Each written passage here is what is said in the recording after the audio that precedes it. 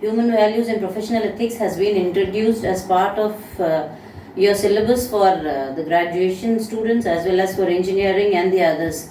So from now onwards, I am going to make videos on human values and professional ethics, and for all those who want any detailed notes on this particular subject, they can refer to my blog hvpenotes.blogspot.com. And I am Sreedevi-LifeCoach, and from now onwards, I'll be following this particular book, Human Values and Professional Ethics by Gaur, Sangal and Bagaria. And based on the chapterization given in this book, I am going to present the videos describing these things. And for all further notes, you can refer to my blog hvpenotes.blogspot.com. Right, and today as the introductory part, I am going to teach you three particular terms: skills, values and aspirations, because these three terms are very much essential for you for understanding the first chapter, value education.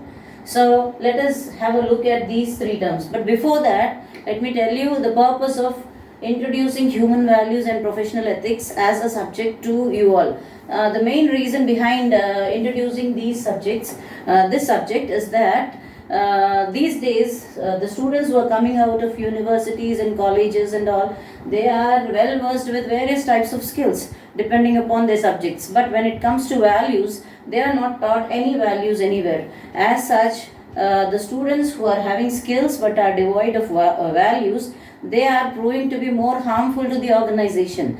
The place where they are joining, they are not having any professional ethics, any morals. As such, what is happening is they are becoming harmful to the organization in which they are working as well as to the community at large. As such, what the government has decided is, it has thought that it will introduce the topic of human values and professional ethics at various levels, so that the students who are acquiring skills will at the same time understand the importance of values and try to inculcate them. So to begin with, today I am going to explain you, as I said, the three terms, because they are the essential foundations of your next the first chapter, the next video that I am going to make, the first chapter, value education, right? So to begin with, I am going to tell you about the skills. Skills are nothing but the acquired abilities or the acquired knowledge. See, when you go to some colleges or universities, you learn various subjects, whether it is engineering or medicine or accounts or whatever. So all those things are acquired knowledge, and this acquired knowledge is nothing but skills. And skills can be either technical or non-technical. Technical is something like the hardware, software, accounts, carpentry, tailoring, whatever. They all are technical part. Whereas the non-technical ones are the communication skills, decision making, problem solving. These are not any certificate courses, because you can't show them as such. You may say, supposing you go to an interview, you may say that I'm very good at communication skills, or I have very good decision making or problem solving skills. But how far you are good at problem solving, this can be calculated only after seeing you in that particular situation. Suppose a problem arises, how are you going to solve it?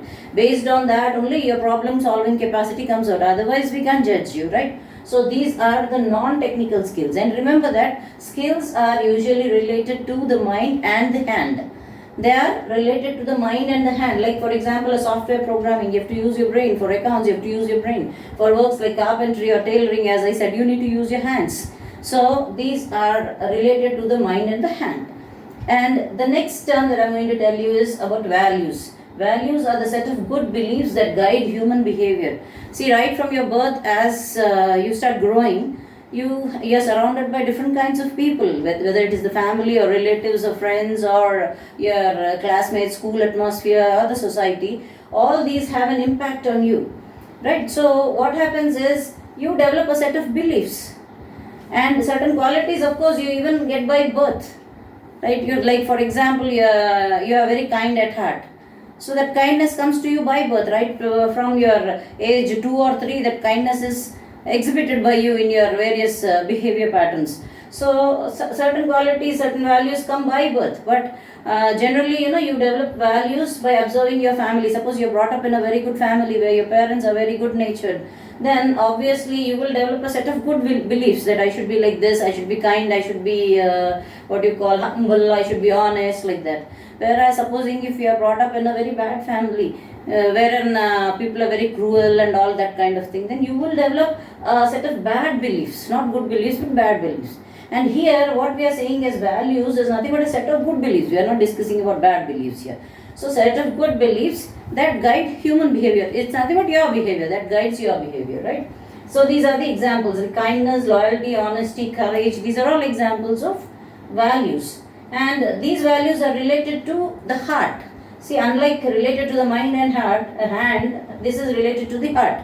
And heart generally says gives you the correct guidance or information. Sometimes your mind may tend to become selfish. Mind may tend to make you go for selfish decisions, but your heart will never allow you to take such things. It will be pricking you. No, this is bad. Don't do it. You find a 500 rupee note on the road. Your mind may say, nice, pick it up. But your heart may say, no, let us return it to, find out whose it is and we'll return it back. So that's where the heart is, Values are related to the heart. That's why you can't learn them in any institute. They are learned only out of experience, observing people. Okay, so these are values. And the next term is aspirations. Aspirations are your desires or goals.